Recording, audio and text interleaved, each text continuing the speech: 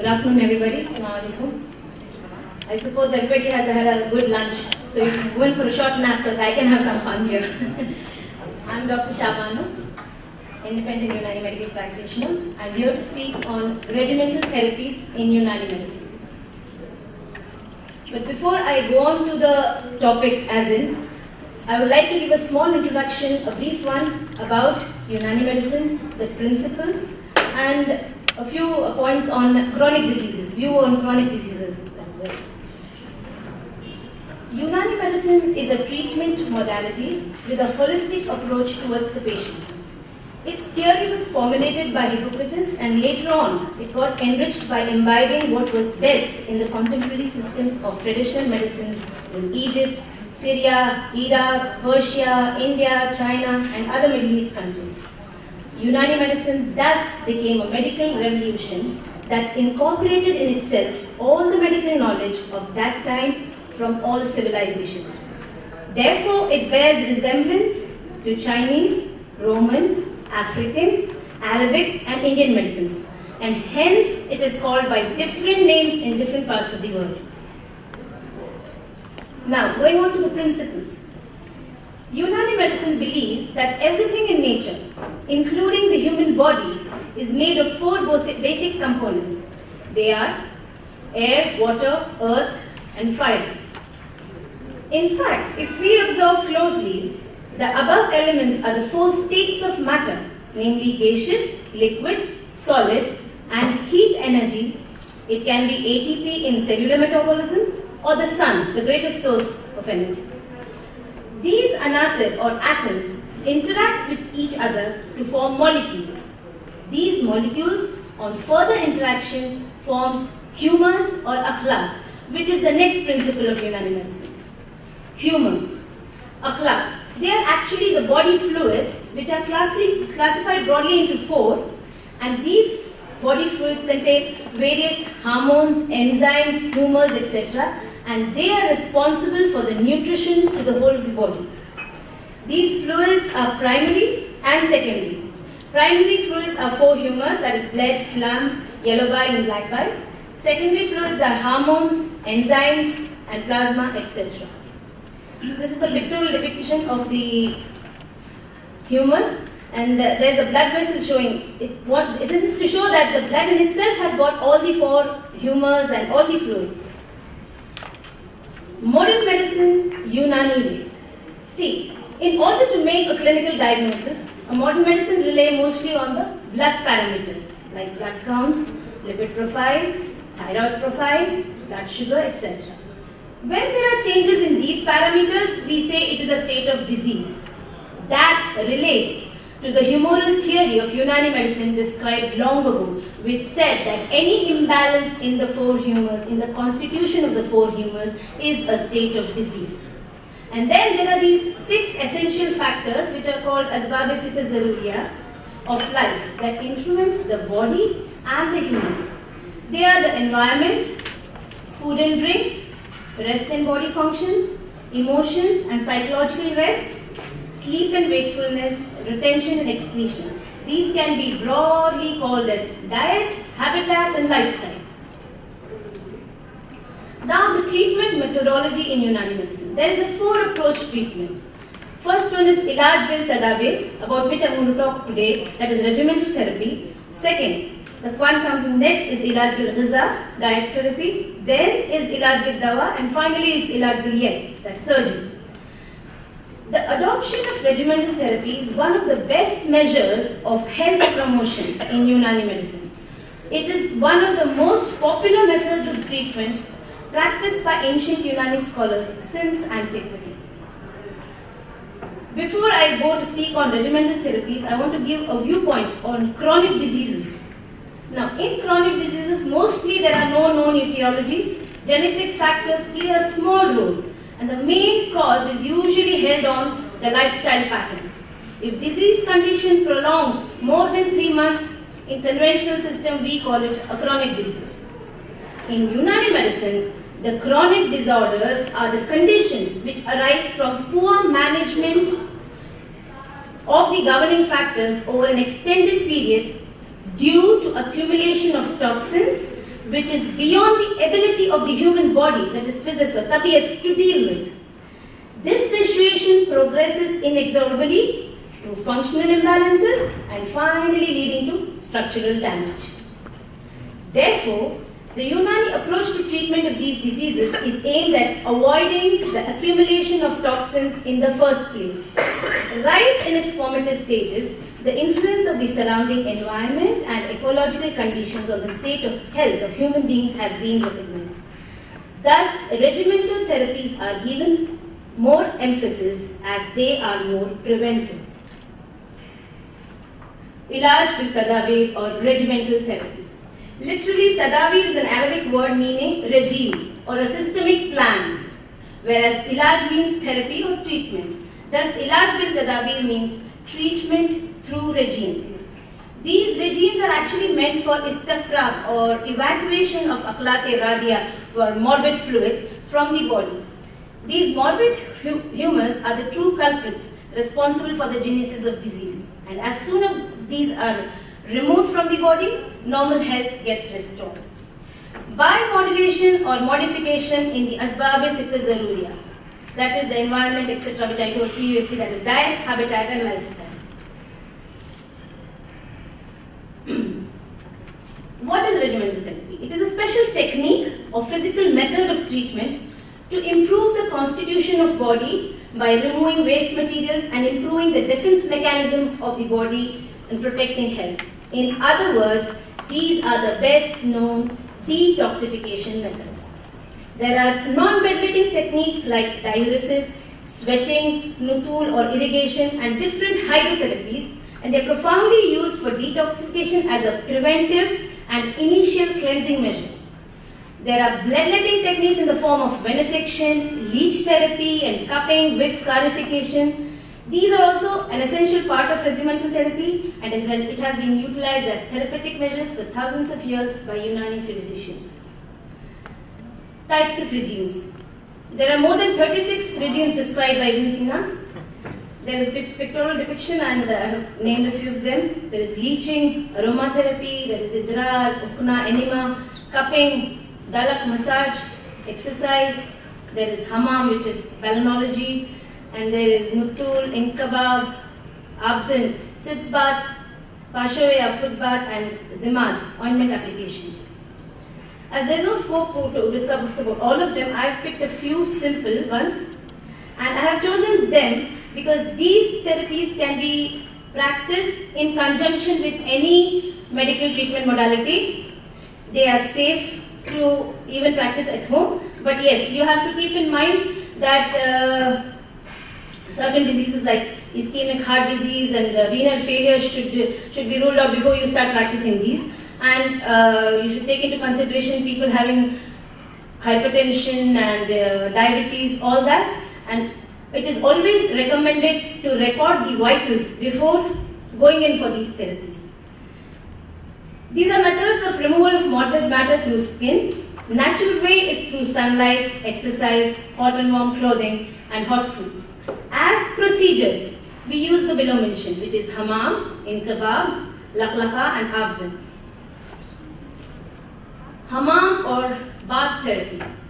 I am going to speak about the traditional mode of bath therapy, but then with technological advancements, there are modern gadgets and a lot of modern instruments which give the same effect. The principles remain the same, but they are easier and more better to make use of. A Turkish bath is a Turkish variant of steam bath, sauna, or Russian bath, distinguished by a focus on water as opposed to ambient steam.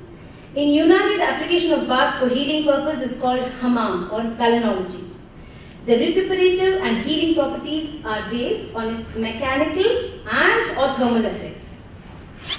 This is a pictorial depiction of the traditional used instruments and now the modern transformation.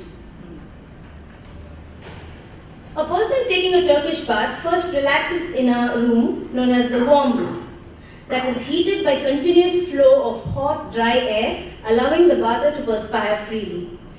Bathers may then move on to an even hotter room known as the hot room or the sauna bath before splashing themselves with cold water. After performing a full body wash and receiving a massage, bathers finally retire to a cooling room for a period of relaxation. Effects of Hama.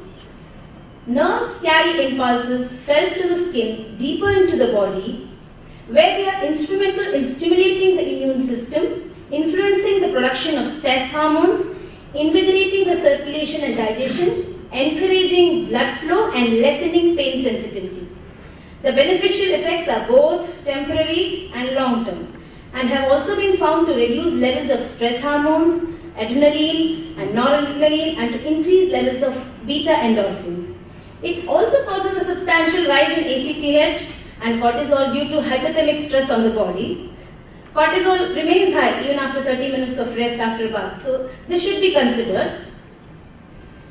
Here I am mentioning few drugs, single drugs, which can be incorporated into the water as infusions or decoctions to have a better effect if required. I have written the local names as well as the botanical names so that it's easier for the understanding. These are the drugs with disinfectant, antifungal, antipruritic and anti-inflammatory as well as antibacterial properties. So they improve basically the circulation and they can be used in certain disease conditions. The next therapy, I'm coming to the next therapy, which is Abzin or sitz bath. A type of bath in which a liquid preparation is used like a medicated sitz bath in which the patient is made to sit. It can be in a medicated one or it can be water or saline solutions. The types are cold sitz bath, hot sitz bath, cold and hot sitz bath, alternating hot and cold sitz bath, or neutral or normal sitz bath. The hip region is immersed in water in a tub.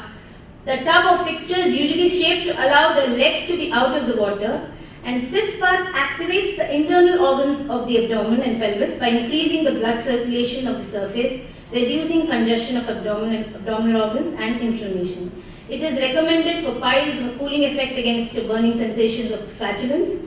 Hot sitz bath helps reduce urinary disorders, cramps and lower back pains. And alternate hot and cold baths are used to treat diseases of the abdomen. Again, I mentioned few drugs here. Fitkari, which is alum, haldi or turmeric, and then there is neem and jamun, and their uses in different diseases. My next therapy which I am going to talk about is inkaba or vaporization. Here it's a very simple and easy one. Drugs are boiled in water and the desired organ is exposed to the vapor. The patient is either made to allowed to take the vapor or he is sent to a room which is filled with this medicated vapor.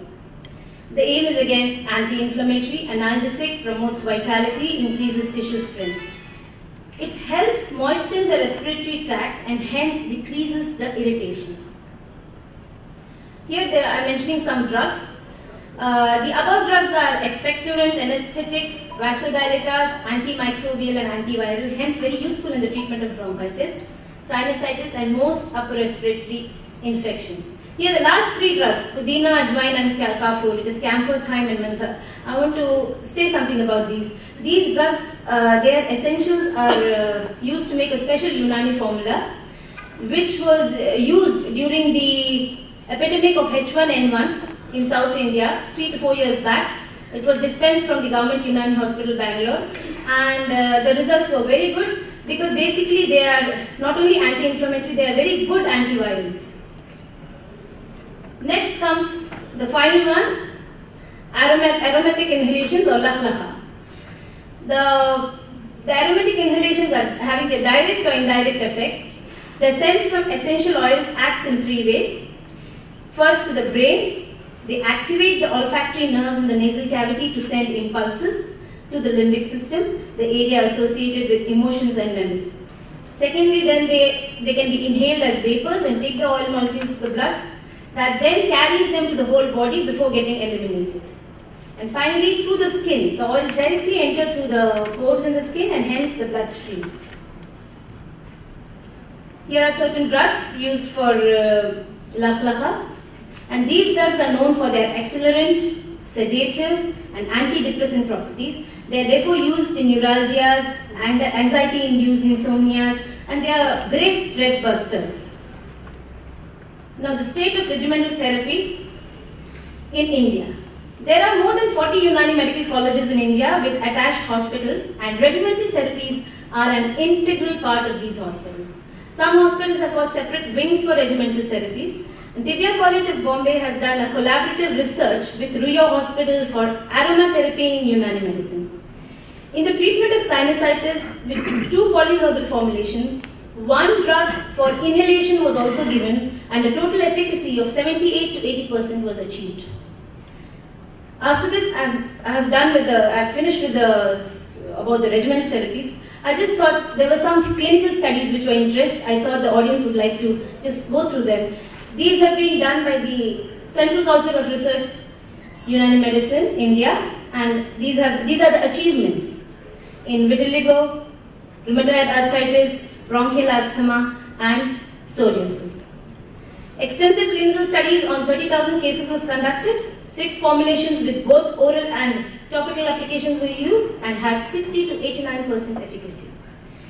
In rheumatoid arthritis, multicentral clinical studies of polyherbal Unani formulations, both oral and local application on affected joint was conducted on 400 cases. And the good news was there was no gastric irritation and hyperacidity. There was significant improvement in the mobility of joints. Zircon-Nafs, which is bronchial asthma, multicentric trial on 1,200 cases was conducted with polyherbal Unani drug, 74% efficacy. The periodicity and frequency of attack was reduced. Finally, Narifarsi or eczema, psoriasis, whatever, 4 formulations, both local and oral, were studied on different types of eczema and psoriasis. 68 to 75% efficacy was achieved. Recurrence was seen in 20 to 25% cases, and the duration varied with the chronicity of the disease. I conclude. It is evident from the above discussion that Unani medicine strives to find the best possible ways by which a person can lead a healthy life with least or zero sickness. It is totally based on holistic approach of health, and the major approaches of health promotion include improvement of immunity by immunomodulators, maintenance of balance in the quality and quantity of humors, and moderation of the 6 essential factors of life, which is lifestyle changes, time and again we have been saying that. And then adoption of regimental and dietotherapies which are conducive to the maintenance and promotion of positive health. Thank you. This is my final word of thanks to my mentor, Dr. Ruhi Zaman, who is the leader at HOD of Himalaya, National Institute of Unani Medicine, Bangalore. Thank you.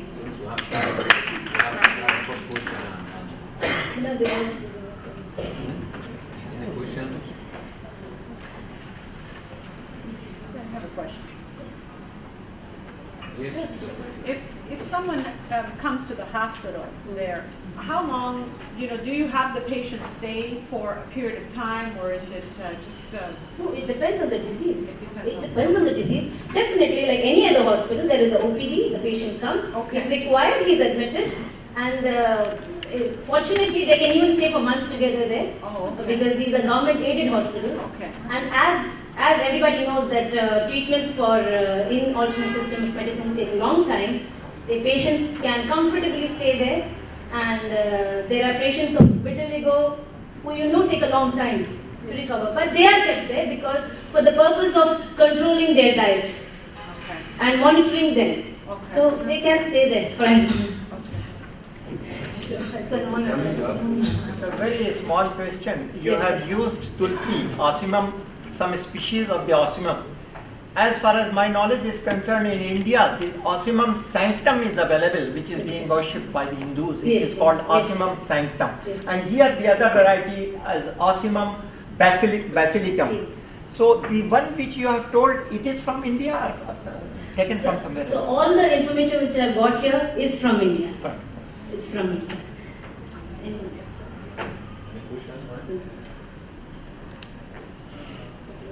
you. Thank you.